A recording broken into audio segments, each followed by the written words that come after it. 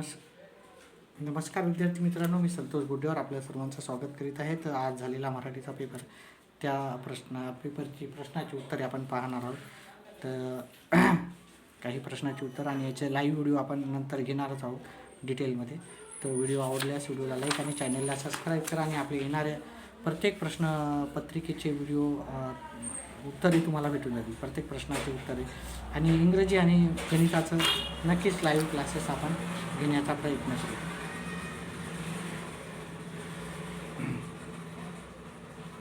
झाडाची पाने महत्त्वाची असतात, कारण याचं उत्तर इथून इथपर्यंत आहे. ठीक आहे.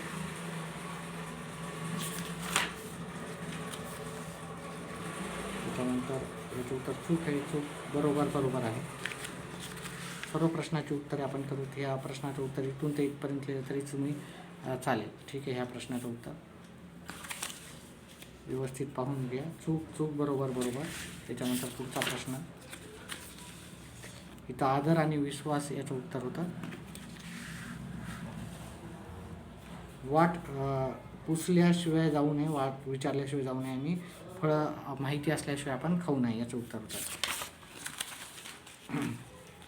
त्याच्यानंतर आपल्याला एक कविता दिलेली आहे.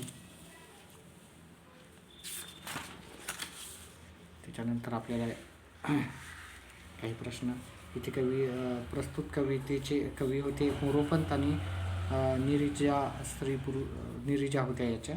आणि इथं प्रस्तुत कवितेचे जे विषय होते ते आपण इथे लिहिलेले. आणि याचे मनोगत आपल्याला हे स्वमताने द्यायचं होतं उत्तर. ह्या सर्व प्रश्नाची उत्तर आपण रात्रीच्या लाईव्ह क्लासमध्ये घेणारच आहे. रसग्रहण वगैरे काय आहे तर काही नाही सर्व. तर त्याच्यासाठी व्हिडिओला लाईक आणि चॅनलला सबस्क्राईब करा. रात्री आपण 8च्या आसपास सुमारास ह्या सर्व प्रश्नाची उत्तर घेऊ. नीलकमल कर्म धारैर समास आणि नवरात्र द्विगु समास. त्याच्यानंतर शब्दसिद्धी होती. इथं कामगिरी अतिरेक हुरूर आणि लाल. त्याच्यानंतर हे प्रश्नाचे उत्तर व्यवस्थित पाहून घ्या. आणि आपल्याला किती मार्क पडले तुम्ही नक्कीच कमेंट बॉक्समध्ये टाका. तुम्हाला चांगले मार्क पडलेच असतील तर आपले मार्क कमेंट बॉक्समध्ये टाका. घर निवारा, इथे वेगवेगळे जरी अर्थ लिहिले तुमच्या पद्धतीने तरी उत्तर काही चुकणार नाही तुमचं. नदीला आपण सरिता म्हणतो. रात्रीचा वृद्धार्थी दिवस, हजरचं गैरहजर, पुस्तके, झाडीचं झाड होते. ठीक आहे. इथे आपल्याला इमानदार, मान, नर असे आपल्याला शब्द तयार करता येतात. दान पण लिहू शकतो आहे की नाही. दान, मान.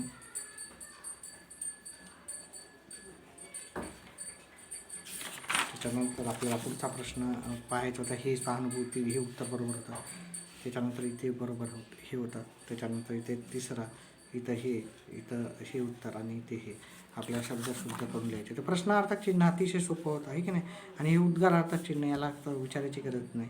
बायोडेटा राहते, स्वपरिचय राहते, मोबाईल म्हणजे भ्रमणध्वनी असते. त्याच्यानंतर आपल्याला पुढची उत्तर, आता हे बाकी सर्व प्रश्नाची उत्तरे आपण लाईव्ह क्लासेसमध्ये देणारच आहोत. व्हिडिओ आवडल्यास व्हिडिओला लाईक आणि चॅनलला सबस्क्राईब करत जा.